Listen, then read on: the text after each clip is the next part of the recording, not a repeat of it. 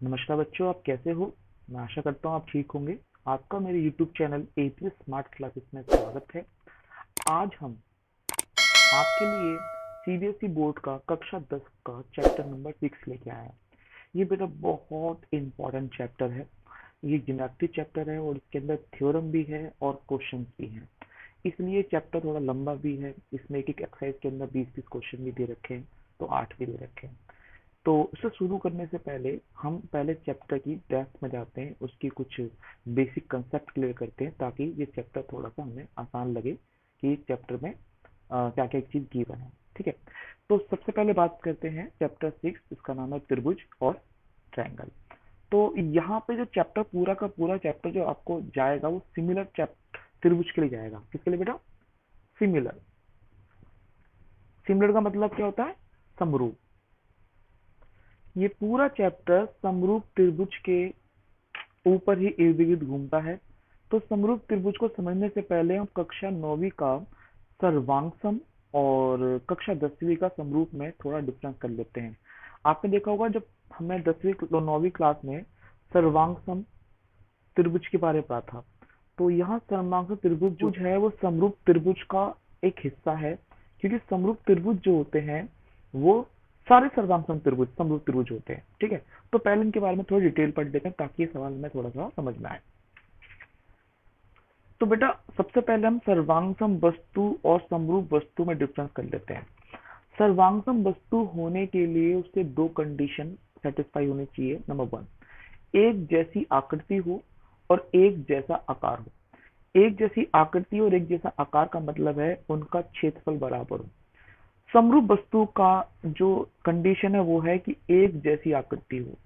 जैसे कि आपने दो सर्कल लिए, एक और दो।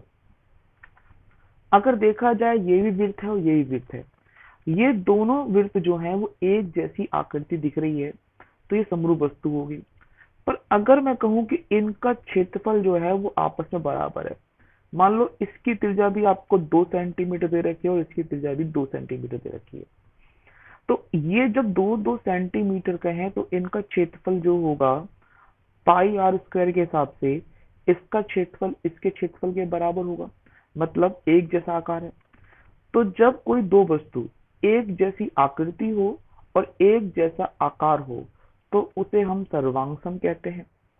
और जब आकृति सिर्फ एक जैसी हो, मतलब ये छोटा वृत्त ले लिया और ये बड़ा वाला वृत्त ले लिया, आप देखिए ये दोनों ही गोल है। इसकी त्रिज्या ले लेते हैं 1 सेंटीमीटर और इसकी त्रिज्या ले लेते हैं 3 सेंटीमीटर। इन दोनों की आकृति एक जैसी तो है पर क्षेत्रफल दोनों का बराबर नहीं है। तो समरूप वस्तु कहती है कि अगर आकृति सेम है तो वो समरूप कहलाएगा, और अगर आकृति एक जैसी के साथ साथ क्षेत्रफल भी बराबर है तो वो क्या कहलाएगा? सर्वांगसम। तो इसमें कंफ्यूजन के लिए आप हम कह सकते हैं, देखो जैसे मैं एक समबाहु त्रिभुज की बात करता हूँ। समबाहु त्रिभुज की तीनों भुजा आपस में बराबर होती है और सभी कोण जो होते हैं वो 60 डिग्री के होते हैं। मैंने यहाँ पर एक ट्रायंगल लिया है ये वाला, और एक ट्रायंगल लिया है थोड़ा बड़ा, और तीनों के तीनों मैंने समरूप त्रिभुज ही लिए हैं। समरूप त्रिभुज की आपकी कंडीशन था ना, सारे कोण कितने के होते हैं? 60-60 के, और सारी भुजाएं आपस में क्या होती हैं? बराबर होती हैं। इसकी भुजा मानकर चलता हूँ 2 सेंटीमीटर, तो ये भी 2 सेंटीमीटर, ये भी 2 सेंटीमीटर। इसकी भी हम 2 सेंटीमीटर ले लेते हैं और इसको ले लेते हैं 4 सेंटीमीटर। तो जब मैं इन दोनों की बात करता हूं तो ध्यान से देखो ये दोनों एक जैसी आकृति है। आकृति एक जैसी तीनों ही है, पर यहाँ पर दूसरी कंडीशन क्या थी? एक जैसा आकार हो, मतलब उनका क्षेत्रफल बराबर हो। अगर ये 2 सेंटीमीटर होगा तो ये भी 2 सेंटीमीटर होगा और ये भी 2 सेंटीमीटर होगा। उसी तरीके से ये 4 सेंटीमीटर है तो ये भी 4 सेंटीमीटर होगा। तो इन दोनों को बात की जाए तो ये सर्वांगसम है, और जब मैं इन दोनों की बात करूंगा तो ये कहलाएगा समरूप। तो आई होप आपको सर्वांगसम और समरूप में फर्क समझ में आ गया होगा। सर्वांगसम का मतलब होता है जहाँ पे आकृति एक जैसी हो और क्षेत्रफल यानी कि आकार भी एक जैसा हो। समरूप में सिर्फ आकृति एक जैसी होनी चाहिए, बाकी क्षेत्रफल से उससे कोई लेना देना नहीं है। और एक और चीज भूल गए बताना, वर्ग। बेटा देखो देखो, जो वर्ग होता है, वर्ग, ये भी जितने भी आप वर्ग ले लीजिए, ये भी सारे के सारे समरूप ही होते हैं। मतलब ये कि इनकी आकृति सेम है, सभी कोण 90 के होते हैं और सभी भुजाएं आपस में क्या होती हैं, बराबर होती हैं। इसलिए सारे के सारे वर्ग भी, वर्ग मतलब स्क्वायर भी, आपके समरूप यानी कि सिमिलर होते हैं। ठीक है, तो तीन चीज जो वो आकृति हैं जो सिमिलर होती हैं। अगर इनके क्षेत्रफल भी बराबर हो जाए तो वो सर्वांगसम कहलाएंगे। जैसे इसकी 1 सेंटीमीटर की भुजा ले लेते हैं तो इसकी भी 1 सेंटीमीटर ले लें। इसका क्षेत्रफल का फॉर्मूला है ए स्क्वायर, तो 1 का स्क्वायर बराबर 1, और इसका भी 1 का स्क्वायर बराबर क्या हो गया, 1। तो क्षेत्रफल बराबर है। पर अगर मैं कहता हूँ ये 2 सेंटीमीटर ले लेते हैं हम, तो इसका क्षेत्रफल क्या होगा, 2 का स्क्वायर, जो कि वो कितना, 4। तो ये वाला जो पॉइंट है ये सिमिलर नहीं, मतलब ये सर्वांगसम नहीं है, ये सिमिलर है। सर्वांगसम इसमें एक जैसी आकृति और एक जैसा आकार होता है, और ये इसमें आकृति एक जैसी होती है। ठीक है, आई होप आपको समझ में आ गया होगा समरूप। अब देखो, समरूप वस्तु की बात कर रहे हैं। समरूप वस्तु मैंने 3 बता दी कि ये तो ऑलवेज होती है। एक तो वृत्त हो गया, एक वर्ग हो गया, और एक समबाहु त्रिभुज हो गया। ये तो हमेशा समरूप होता है, पर समरूप होने के लिए और भी कंडीशन होती है। जैसे मैं बहुभुज की बात करूं, बहुभुज जिसे पॉलीगन बोलते हैं। बेटा पॉलीगन होता क्या है, जिसकी तीन या 3 से अधिक भुजा होती है उसे हम पॉलीगन बोलते हैं। जैसे त्रिभुज, चतुर्भुज, षष्ठभुज, सॉरी पंचभुज, 1 2 3 4, ठीक है, षष्ठभुज, ये सारे क्या है, ये पॉलीगन है। ऑक्टागोनल सब सारे पॉलीगन है। जिसकी 3 या 3 से अधिक भुजा होती है उनको पॉलीगन कहते हैं। इस पॉलीगन के अंदर हम समरूप का नियम कैसे लगाएं, समरूपता कसौटी कैसे उतारें, इसे पढ़ते हैं पहले, सबसे पहले। ठीक है, देखो बेटा, बहुभुज किसे कहते हैं बता दिया, त्रिभुज, चतुर्भुज, पंचभुज, अष्टभुज, जितने भी 3 भुजा से फालतू होते हैं वो सारे के सारे बहुभुज होते हैं। बेटा समरूप बहुभुज किसे कहते हैं, समरूप बहुभुज का अर्थ है कि समान भुजाओं की संख्या वाले 2 बहुभुज समरूप होते हैं। अब 2 बहुभुज का मतलब क्या है, आप यहाँ पर ट्रायंगल को ट्रायंगल से ही देखोगे कि ये वो समरूप है कि नहीं है, आयत को आयत से देखोगे,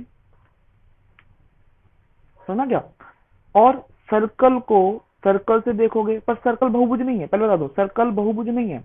बट बता रहा हूं आपके लिए कि ट्रायंगल को ट्रायंगल से देखोगे, चतुर्भुज को चतुर्भुज से देखोगे, या आयत को आयत से देखोगे। षटकोण है आपके पास, ये 6 कोण मान लो जो भी है, षटकोण को षटकोण से देखोगे। ठीक है, मीनिंग आर बहुभुज का अर्थ है कि समान भुजाओं की संख्या वाले 2 बहुभुज समरूप होते हैं। पर इसके 2 नियम भी है कि वो समरूप हैं या नहीं। उनका पहला नियम है कि उनके सभी संगत कोण बराबर हो, बराबर मतलब समान हो, और उनकी संगत भुजाएं भी एक अनुपात में हो। बेटा अनुपात का मतलब होता है वो रेशनल होना चाहिए, बटे में बराबर आना चाहिए। एग्जांपल मैंने एक वर्ग लिया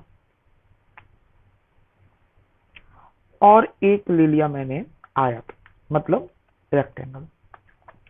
तो शर्त क्या है, उसके हिसाब से हम समरूपता नियम जानते हैं। ये जो वर्ग है इसकी सभी भुजाएं 2 सेंटीमीटर, 2 सेंटीमीटर और 2 सेंटीमीटर हो गई। और इस आयत की मैंने जो भुजा ली ये तो हो गई, मान के चलो 5 सेंटीमीटर ले लेते हैं, और ये मान लेते हैं 2 सेंटीमीटर। ठीक है, तो अब हम सबसे पहले A B C D P Q R S ये नाम ले लेते हैं। तो बेटा देखो, सबसे पहले हम देखेंगे कि इनके सभी कोण जो है वो आपस में बराबर हैं। यानी कि मेरी जो पहली कंडीशन है कि उनके सभी संगत कोण समान हो या बराबर हो, वो तो सेटिस्फाई हो रही है क्योंकि सारे 90 के हैं। फिर है उनकी भुजाएं, संगत भुजाएं एक ही अनुपात में हो। अब एक ही अनुपात में क्या, यहाँ पे मैं लेता हूं ए बी, दिख रहा है, तो ए बी अपॉन में लू पी क्यू, फिर डी सी अपॉन में लू क्यू आर, फिर डी सी अपॉन में लू एस आर, और ए डी अपॉन में लू पी एस। तो जरा देखो, जब मैंने ए बी लिया तो ए बी कितने का है, 2 का है, और पी क्यू कितने का है, अगर ये 5 का है तो यही 5 का होगा। अब यहाँ पे आते हैं बीसी, बीसी कितने का है, 2 का है, और क्यू आर कितने का है, 2 का है। तो ये कट के तो 1 आ गया, पर ये वाली भुजा जो है 2/5 है। आपको यही पता चल गया कि ये दोनों जो है वो रेशनल नहीं है, यानी कि इनकी भुजा अनुपातित नहीं है। अगर ये अनुपातित नहीं है तो ये समरूप नहीं होगी। मतलब आकृति समरूपता के 2 नियम आपको फॉलो करने हैं। पहली, उनके कोण बराबर हो, और दूसरी, उनकी संगत भुजा भी बराबर हो। जैसे एक एग्जांपल और ले लेते हैं। ये मैंने 2 फिगर लिए हैं, एक वर्ग है, एक आपका समान समचतुर्भुज है। इनकी सभी भुजाएं अनुपातित है। देखो 2 तिया 6, 2 तिया 6, 2 तिया 6 और 2 तिया 6, परंतु इनके कोण बराबर नहीं है। क्यों? ये सारे कोण 90 के होंगे और ये कोई कोण 90 का नहीं होगा। तो हर आपका नियम है कि उसके सभी संगत कोण बराबर हो और उनकी संगत भुजाएं एक ही अनुपात में हो। मतलब दोनों कंडीशन फुलफिल होनी चाहिए। इसमें संगत भुजा तो अनुपात में है, 2 तिया 6, 2 तिया 6, पर इनके कोण जो हैं वो बराबर नहीं है, इसलिए ये भी समरूप नहीं होंगे। तो हमारे पास कंडीशन समझ में आ गई कि समरूपता का नियम के 2 बहुत बेस्ट नियम हैं। अब देखो, जैसे आपको इस क्वेश्चन में देख लेते हैं, ये आपकी बुक में एक फिगर दे रखा था। इसमें देखो 85, 85, 70, 70, 105, 105, 100, इसके कोण भी देखो बराबर है। दूसरा, इसके एंग वो देखना साइड 2.4, यानी कि 2.4 का दुगना होगा 4.8। देखो हमसे ट्राई करते हैं 2.4 बटे में 4.8, या आप लिख सकते हो कि डीसी अपॉन में एस आर। मैं सिर्फ सिंपल को समझाने की कोशिश कर रहा हूँ। तो पॉइंट से पॉइंट कट गया, 24 से कम 24, 24 दूनी 48, तो ये भी कितना आ गया, 1/2। अब इन दोनों का देख लो, ये 2.5 है, ये 5 है, तो 2.5/5, ये भी पता है आपको, 1/2। ऐसी 1.5 और 4 है तो ये भी 1/2। तो ये जो आकृति है ये आपकी समरूप आकृति है, क्योंकि यहाँ पर एंगल भी बराबर है, मतलब कोण भी बराबर है, और भुजा भी अनुपातित है। ठीक है, तो आपको अभी इस वाले जो बेसिक क्लास ली है मैंने आपको, इसमें समरूपता का नियम बताया गया, बहुभुज समझाया गया, और कौन कौन सी आकृति समरूप होती है वो बताई गई। इससे आप करने से आपको ये फायदा होगा कि चार जो 6.1 या 6.1 के जो बाद वाले पॉइंट हैं वो आपको बहुत अच्छी क्लियर हो जाएंगे। ठीक है, आई होप आपको ये वीडियो पसंद आई होगी। अगर ये वीडियो पसंद आई तो प्लीज लाइक करें, शेयर करें, और हाँ